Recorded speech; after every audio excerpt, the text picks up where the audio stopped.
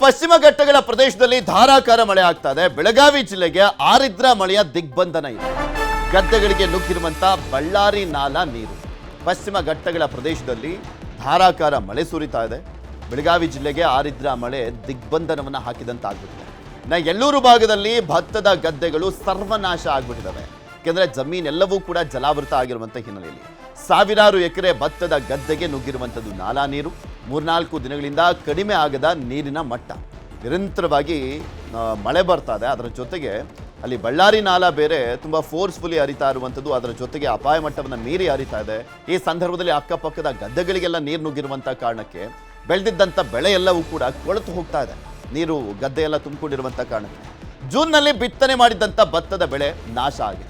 ಸರ್ಕಾರ ಪರಿಹಾರ ನೀಡಬೇಕು ಅಂತ ಆಗ್ರಹಿಸ್ತಾ ಇದ್ದಾರೆ ರೈತರು. ಸಾಲ ಸೋಲ ಮಾಡಿ ಪಾಪ ಬೆಳೆಯನ್ನು ಬೆಳೆದಿರ್ತಾರೆ. ಈಗ ಒಂದೇ ಸಲ ನೀರಲ್ಲಿ ಹೋಮ ಮಾಡದಂತೆ ಆ ಬೆಳೆ ಎಲ್ಲವೂ ಕೂಡ ನಾಶ ಆಗಿರುವಂಥದ್ದು. ದಯವಿಟ್ಟು ಪರಿಹಾರ ಕೊಡಿ ಅಂತ ಕೇಳ್ಕೊಳ್ತಾ ಇದ್ದಾರೆ. ಬಳ್ಳಾರಿ ನಾಲಾ ಹೂಳೆತ್ತಲಿಕ್ಕೆ ರೈತರು ಮನವಿಯನ್ನು ಕೂಡ ಮಾಡ್ಕೊಳ್ತಾ ಇದ್ದಾರೆ.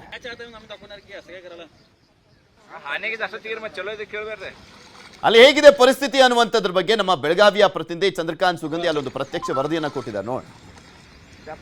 ಬೆಳಗಾವಿ ತಾಲೂಕಿನಾದ್ಯಂತ ಕಳೆದ ಒಂದು ವಾರಗಳಿಂದಲೂ ಕೂಡ ನಿರಂತರವಾಗಿ ಮಳೆ ಆಗ್ತಿದ್ರು. ಬಳ್ಳಾರಿ ನಾಲಾ ಮತ್ತೊಮ್ಮೆ ಅವಾಂತರವನ್ನು ಸೃಷ್ಟಿ ಮಾಡಿದೆ. ನಾನೀಗ ಎಳ್ಳೂರು ಭಾಗದಲ್ಲಿದ್ದೇನೆ. ನೋಡ್ಬೋದು, ಈ ಒಂದು ಬಳ್ಳಾರಿ ನಾಲಾದಿಂದ ಸಾಕಷ್ಟು ನೀರು ರೈತರ ಗದ್ದೆಗಳಿಗೆ ನುಗ್ಗಿದಿರ್ತಕ್ಕಂಥದ್ದು. ನಾಟಿ ಮಾಡಿದಂಥ ಭತ್ತವೆಲ್ಲವೂ ಕೂಡ ಮುಳುಗಿ ಹೋಗಿದೆ. ಸಾವಿರಾರು ಎಕರೆ ಪ್ರದೇಶ, ಅದರಲ್ಲೂ ಪ್ರಮುಖವಾಗಿ ಎಳ್ಳೂರು ಮತ್ತೆ ಹಾಗೇನೆ ವಡಗಾವಿ, ಶಹಾಪುರ, ಬಸವನಕುರ್ಚಿವರೆಗೂ, ಹಳೆ ಬೆಳಗಾವಿ ಸೇರಿದಂತೆ ಬಸವನಕುರ್ಚಿವರೆಗೂ 8 ಗ್ರಾಮಗಳ 100 ಎಕರೆ ಏನು ಭತ್ತ, ಅದರಲ್ಲೂ ಪ್ರಮುಖವಾಗಿ ಇಂದ್ರಾಣಿ ಭತ್ತವನ್ನ ಈ ಒಂದು ಭಾಗದಲ್ಲಿ ಬೆಳೆಯಲಾಗುತ್ತೆ.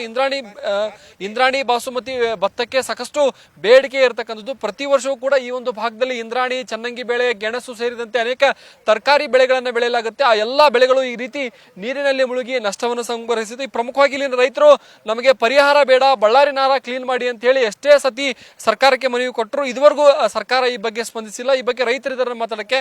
ನಮಗೆ ಪರಿಹಾರ ಬೇಡ, ನಿಮ್ಮ ಪರಿಹಾರ ಬೇಡ, ಬಳ್ಳಾರಿ ನಾಲಾ ಕ್ಲೀನ್ ಮಾಡಿ ಅಂತ ನೀವು ಪ್ರತಿ ಸತಿ ಹೇಳ್ತೀರಿ.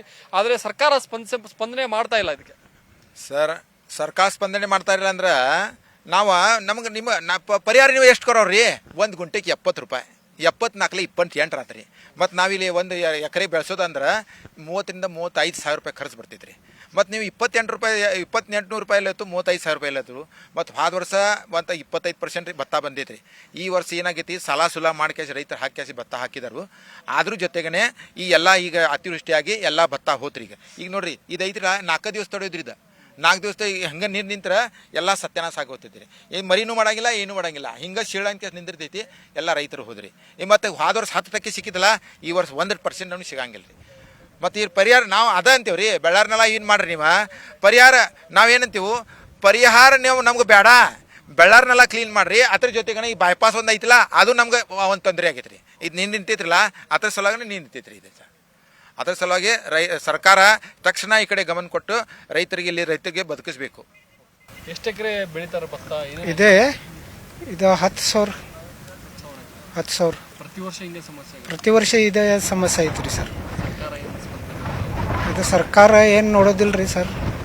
ಇದು ನವೀನ್ ಹೊಸ ಇದು ಆಲ್ಮಟ್ಟಿ ಡ್ಯಾಮ್ ಐತೆ ರೀ. ಇದು ಬೈಪಾಸ್ ನಮಗೆ ಇದು ಭಾಳ ನುಕ್ಸಾನ್.